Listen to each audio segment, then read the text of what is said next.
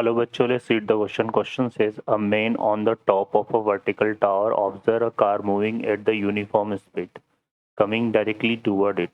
If take 12 minutes for the angle of dispersion to change from 30 degree to 45 degree, then the car will be reach the tower. Option है हमारे पास 17 minute 23 second, 16 minute 23 second, 16 minute 18 second, 18 minute 22 second. Solve करते हैं बच्चों question को। इस question के लिए जो की कॉन्सेप्ट है वो देख लेते हैं यहाँ पर। की कॉन्सेप्ट, तो की कॉन्सेप्ट की अगर हम बात करें यहाँ पर तो क्या यूज़ करेंगे बच्चों में इसमें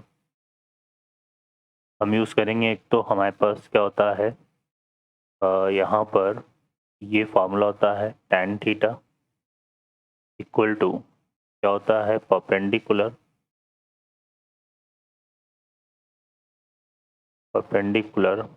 upon base upon perpendicular upon base, perpendicular upon base. ये हमारे पास क्या होता है फार्मूला होता है। इस क्वेश्चन में हमें देखिए क्या बोला हुआ है कि इस तरह से एक टावर है यहाँ पर, ये हमने एक टावर फॉर्म कर लिया, ठीक है, और ये रोड साइड हो गया, है ना। और यहाँ पर जो है एक कार है, ठीक है, ये कार जो है यहाँ पर जो है ये कार है, ये कार इस रोड की तरफ आ रही है और यहाँ से जो है एक मैन जो है इसके टॉप से इस कार को क्या कर रहा है ऑब्जर्व कर रहा है, ठीक है। तो यहाँ पर इसने बोला हुआ है कि जो इसके ऑब्जर्वर का जो एंगल ऑफ डिस्पर्शन है वो चेंज हो रहा है 35 डिग्री टू 45 डिग्री। मतलब इनिशियली अगर हम यहाँ पर इसकी पोजीशन को ऑब्जर्व करें तो कितनी यहाँ पर 30 डिग्री, है ना। और फिर इस कार को यहाँ से इस पॉइंट से यहाँ तक आया तो ये एंगल हमारा कितना हो गया 45 डिग्री। इस तरह से ये, तो इस टावर को हम कंसिडर कर लेते हैं यहाँ पे। ये टावर जो है हमारे पास ये ए है, ये बी है ना। इस पॉइंट को हमने सी ले लेते हैं और इसको क्या ले लिया टी, ठीक है। ये हमारे पास, तो यहाँ पे सबसे पहले हम ट्राइंगल कंसिडर कर लेते हैं। तो टावर की हाइट को हम क्या कंसिडर करके चलते हैं यहाँ पर एच कंसिडर करके चलते हैं, ठीक है। तो यहाँ से हमारे पास ट्राइंगल हम ले लेते हैं यहाँ पे ए बी डी। इसमें अगर हम देखेंगे तो यहाँ पर जो tan 45 डिग्री है वो परपेंडिकुलर अपॉन बेस होगा, मतलब ये कितना जाएगा H upon B D. tan 45 की वैल्यू कितनी होती है 1 होती है। तो यहाँ से जो बी डी है equal to B D equal to हमारे पास क्या जाएगा एच आ जाएगा, ठीक है। तो ये हमारे पास एच आ गया, क्लियर है। अब हम यहाँ पे कंसिडर कर लेते हैं ट्राइंगल कौन सा ए बी सी। इस ट्राइंगल में अगर हम देखें तो tan हमारे पास 30 डिग्री फाइंड आउट करेंगे तो ये कितना आएगा एच अपॉन क्या जाएगा बी सी, ठीक है। tan 30 डिग्री की वैल्यू कितनी होती है 1/√3 होती है, तो ये आएगा 1/√3 एच अपॉन हमारे पास कितना आ जाएगा बी सी, है ना। तो यहाँ से जो बी सी है वो हमारे पास कितना हो जाएगा, ये आ जाएगा हम बी सी इक्वल टू ये आ जाएगा √3h, ठीक है।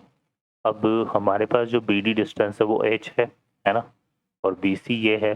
तो यहाँ से अगर हम सी डी की बात करें तो सी डी जो डिस्टेंस है ना, ये हमारे पास कितनी हो जाएगी। सी डी डिस्टेंस अगर हम देखें तो ये आ जाएगी हमारे पास कितनी, ये आ जाएगी B C minus B D, B C minus B D, ठीक है।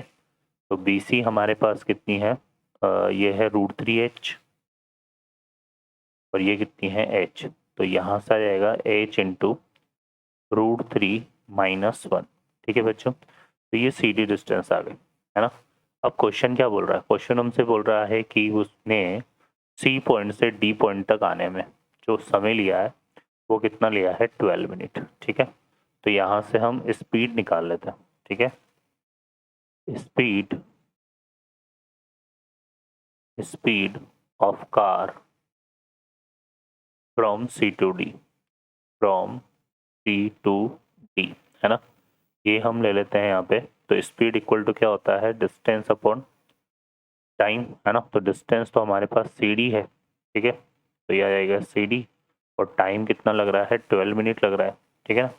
तो सी डी जो डिस्टेंस है वो हमारे पास कितनी है, h इंटू √3 - 1 है, h इंटू √3 - 1 है, और अपॉन में कितना आ गया 12।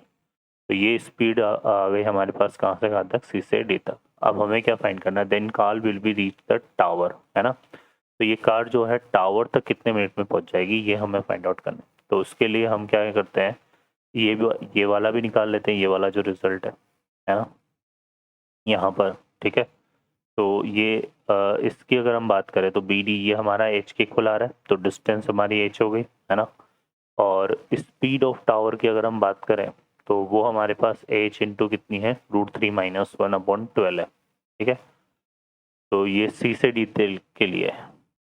तो अब इस कार को टावर तक पहुंचने के लिए क्या करना पड़ेगा, इसी स्पीड से कितनी डिस्टेंस और कवर करनी पड़ेगी, एच डिस्टेंस, ठीक है। तो टाइम आ जाएगा। तो यहाँ पर हमें क्या फाइंड करना है, the car will be reach to reach the tower, reach the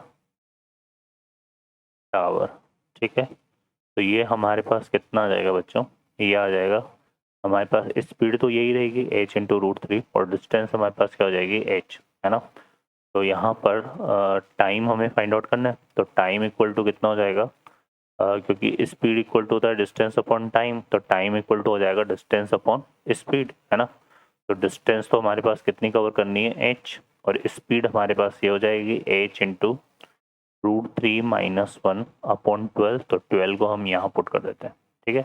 तो h से ये h कैंसिल हो जाएगा, तो हमारे पास कितना आएगा, 12/√3 - 1, ठीक है। अब इसको सॉल्व करते हैं यहाँ से, तो 12 √3 + 1 से डिवाइड मल्टीप्लाई कर देते हैं इसको, तो यहाँ पे आ जाएगा √3 - 1 इंटू √3 + 1, ठीक है। a - b a + b, ये तो हमारे पास कितना हो गया, a² - b², तो ये आ जाएगा 3 - 1, तो ये बनेगा 12/2, ठीक है। और √3 की वैल्यू क्या होती है बच्चों, 1.732, है ना। और इसकी वैल्यू +1, ठीक है। तो ये इससे कैंसिल हो जाएगा, कितना आएगा, 6, और ये 6 इंटू ये हो जाएगा हमारे पास 2.732, ठीक है। इसको अगर हम मल्टीप्लाई करते हैं तो हमारे पास जो रिजल्ट आएगा वो आएगा बच्चों यहाँ पर 16.392, ठीक है, 16.392 मिनट। अब यहाँ पर इसको देखें तो ये हो जाएगा हमारे पास 16 मिनट 39 सेकेंड आएगा ये। तो यहाँ पर हमारे पास इस तरह का, तो यहाँ पर इसके लगभग जो एवरेज वैल्यू आ रही है वो आ रही है 16 मिनट 23 सेकेंड, ठीक है। तो अकॉर्डिंग टू ऑप्शन हमारा बी करेक्ट हो जाएगा, ठीक है बच्चों। तो यहाँ पे जो करेक्ट आंसर है ये 16 मिनट किसके अप्रोक्स वैल्यू जाएगी, 16 मिनट 23 सेकेंड के। तो हमारा जो करेक्ट आंसर है वो यहाँ पे बी ऑप्शन होगा। I hope you understand well, best of luck, thank you.